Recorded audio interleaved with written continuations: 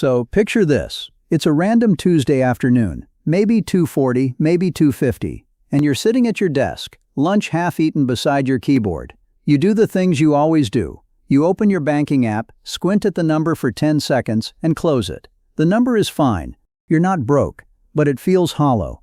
There's this quiet, low-grade anxiety that despite all the discipline, all the months of putting money away, not blowing it on things that don't matter, the finish line still feels just as far as it did 2 years ago. But here's what nobody tells you. That feeling is not a sign that something is wrong. It's a sign that you are right at the edge of the moment everything changes. And most people never find out, because they walk away just before it arrives. My name is Nicholas. You can call me Nick, and I spend a probably unhealthy amount of time thinking about money. Not in Wall Street, chart on the wall kind of way. More in a way do so many people do everything right and still feel financially stuck in that kind of way. I've been deep in this material for years, and the thing that keeps coming up, again, is that most people don't fail at building wealth because they lack discipline.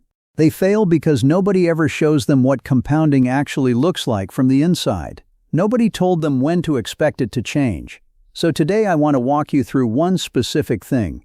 The exact moment compounding stops being a vague promise you heard about once and starts being something you can actually feel. Because if you don't know where that moment is, you will almost certainly give up right before it arrives. And that would be, quietly, one of the most expensive decisions you ever make. Say you've been putting in $300, $500 a month, year in, maybe year and a half. You check the app, it's gone up, sure, but the number still looks small, still feels like nothing is actually happening. Here's honest math. In the beginning, that account is growing almost entirely because of you. The money you're physically putting in every month. Not compounding, not the market working for you, just you. If you put in $3,600 across a year and the market adds $200 on top, yeah, technically you made $200. But fixating on that number is the wrong game entirely. Think of it like this. You're building a snowball at the top of a hill. In the beginning, you are doing all the work. Pack the snow with your hands, roll it, and shape it. The hill isn't doing anything yet. Your hands are cold, and you're wondering why anyone told you this was a good idea. But the snowball is growing. Slowly, almost imperceptibly, it is growing. And at some point, it gets just large enough that when it starts rolling, the hill takes over, and then you're not doing the work anymore. Physics is doing the work. The problem is nobody tells you how long you have to stand there packing snow before the hill takes over. So most people quit during the packing phase. Let's look at the real numbers. Take someone, we'll call her Mira. She starts investing $500 a month at 25 into a broad index fund, averaging about 10% annually. Nothing is exotic.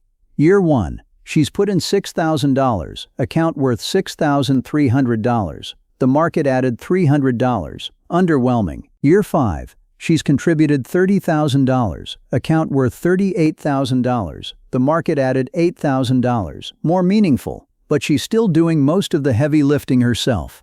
Year 10, she's contributed $60,000, account worth $95,000. The market added $35,000 she didn't have to work for. That's starting to feel real. Year 20, she's contributed $120,000, account worth $340,000. Compounding has generated $220,000 she never personally earned. She put in $1. Compounding gave her back nearly $3. Year 30, she's put in $180,000, account worth $986,000, essentially $1 million. She personally saved $180,000. Compounding created over $800,000. Now, here is the question. At what point did compounding become the primary engine of Mira's wealth? When did the hill take over from her hands? The answer is somewhere around the year 12 to 15, and there's a specific dollar amount that corresponds to this moment. When Mira's portfolio reaches around $650,000, a standard 7% return generates roughly $45,000 a year. For most people, that number exceeds what they're contributing annually. That is the exact moment the math flips. You are no longer pushing the snowball. The hill has taken over. The machine is running. That's the inflection point nobody puts on a poster. Okay, here's the part I think matters more than anything we've covered so far. Most people never get to the inflection point, and it's not because they're lazy or bad with money. It's because two things are quietly working against them the entire time, and nobody ever gives these things a name. The first one is the Ratchet Effect. You get a raise, life adjusts, slightly nicer place, better car, eating out a bit more.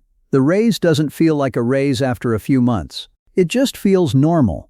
And the thing about a ratchet is it only moves one direction. Your lifestyle went up, it's not coming back down. That money that was supposed to build your future just became your new present. The second one is present bias. And this one is deeply human, not a character flaw. Your brain actually values tonight's dinner more than a portfolio balance in 2035. The present is loud, it's specific, it's real right now. Your future self is completely silent, can't argue, can't show up, can't make a case. So, you have to show up for them. Which sounds simple. It's one of the hardest things there is. Most people who stall out in their wealth building didn't fail because of laziness. They got caught by one or both forces without ever naming them. And the reason naming them matters is simple. You can't build a defense against something you haven't identified. But here's the thing. Knowing about the ratchet effect and present bias is not enough. Because there's a third force that can derail the whole machine at exactly the worst moment, and almost nobody talks about it. At some point, the market is going to do something ugly. It always does. 2020 dropped 34% in a matter of weeks. 2008 was worse.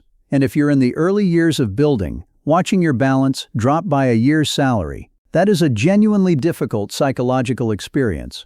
The scariest thing isn't the crash itself. In the long run, temporary declines are essentially noise. The scariest thing is what the crash triggers. Most people see a 20% drawdown and treat it like a fine, like they did something wrong, and the market is punishing them. But it's not a fine, it's a fee. It is the price of admission to the next level. The cost of sitting at the table where compounding does its most powerful work. Someone who held through the 2020 crash and left their automatic contributions running captured one of the sharpest recoveries in modern market history. Within a year, the market hadn't just recovered, it hit new highs. Doing nothing during chaos is a skill. A hard-earned, deliberately practiced skill. And it is one of the most financially valuable things you can build. Rick Ferry, who managed billions as a Marine Corps pilot before becoming one of the most respected passive investing voices in the country, calls this simplicity, automation, hibernation. 3 words. Set it up, make it automatic, then go to sleep and let it run. The people who try to be clever during crashes almost always underperform the people who are bored. That's not an opinion. That's 50 years of data. So, here's the reframe I want you to sit with. You're not depriving yourself when you invest. You're building something, a second income stream that doesn't need a salary review, doesn't call in sick, doesn't ask for anything. It just runs. And the tool that actually makes this work isn't a clever strategy. It's automation. Move the money before you see it, before your checking account knows it existed. Because the moment that money lands in your account, your present self will find a reason for it. There will always be a reason. Automation removes the negotiation entirely. Here's what I keep coming back to.